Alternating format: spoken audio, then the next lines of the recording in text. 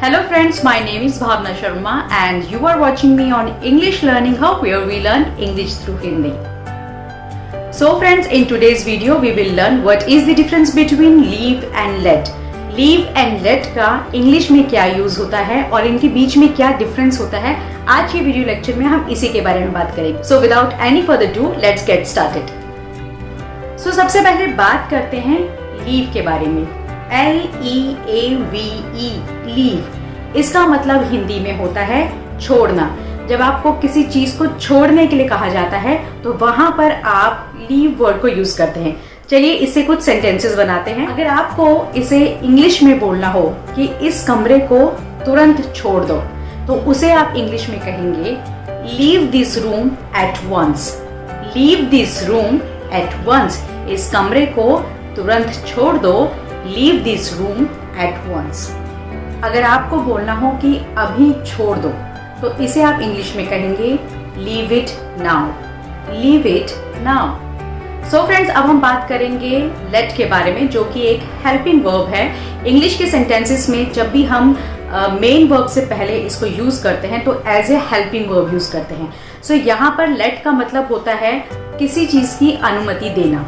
Okay, तो चलिए देखते हैं कि इससे हम कौन कौन से सेंटेंसेस बना सकते हैं. फॉर एग्जाम्पल, अगर आपको बोलना हो कि मुझे जाने की परमिशन दे दीजिए, तो आप इसे कहेंगे let me go now. Let me go now. मुझे उससे बात करने की परमिशन दे दीजिए. Let me talk to him. Let me talk to him. उसे जाने दो. Let her go. उसे जाने दो. Let her go. मुझे अपनी मदद करने दीजिए, या फिर आप ऐसे कह सकते हैं कि मुझे अपनी मदद करने की अनुमति दे दीजिए. तो आप यहाँ पर कहेंगे let me help you. Let me help you. So friends, leave and let English में किस तरह से यूज होते हैं और ये मेन वर्ब और हेल्पिंग वर्ब जो है इंग्लिश के सेंटेंसेस में किस तरह से अपना रोल जो है प्ले करते हैं, आपको अच्छे से समझ में आ गया होगा.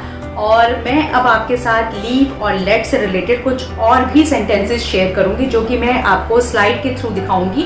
सो बहुत ही डिटेलिंग में मैं आपको समझाने की कोशिश करूंगी. वीडियो को एंड तक देखिएगा. अगर थोड़ा बहुत डाउट रह गया है तो आई थिंक सो वो इस स्लाइड को देखने से आपका क्लियर हो जाएगा. तो चलिए शुरू करते हैं जल्दी से. सो फ्रेंड्स, सबसे पहले हम देखते हैं लेट के कुछ एग्जाम्पल्स.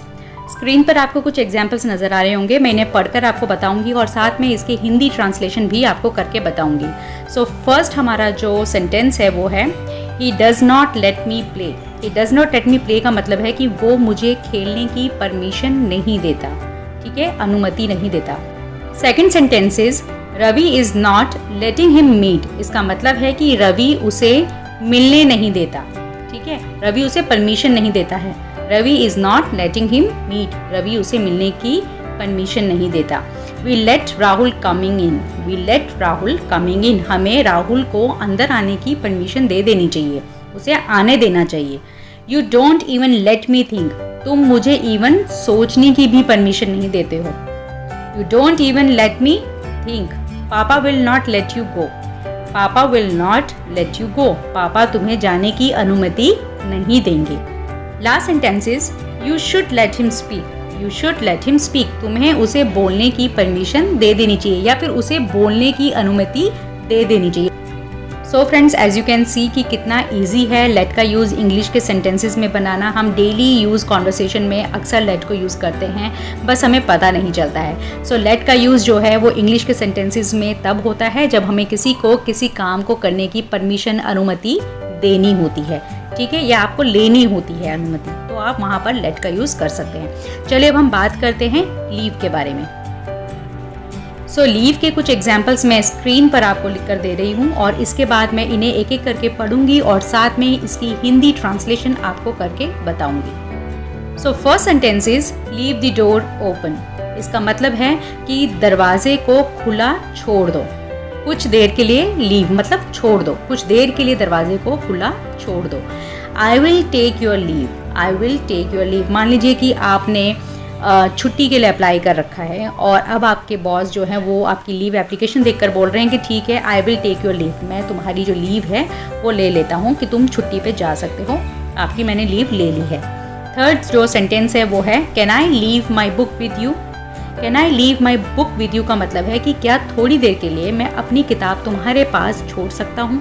मान लीजिए आप अपने किसी फ्रेंड के साथ थे और अभी आपको किसी काम से बाहर जाना पड़ रहा है और आप चाहते हैं कि जो किताब आपके पास है वो फ़िलहाल आपका दोस्त कुछ देर के लिए अपने पास रख ले, और आप अपनी किताब को थोड़ी देर के लिए छोड़ के जा रहे हैं अपने दोस्त के पास।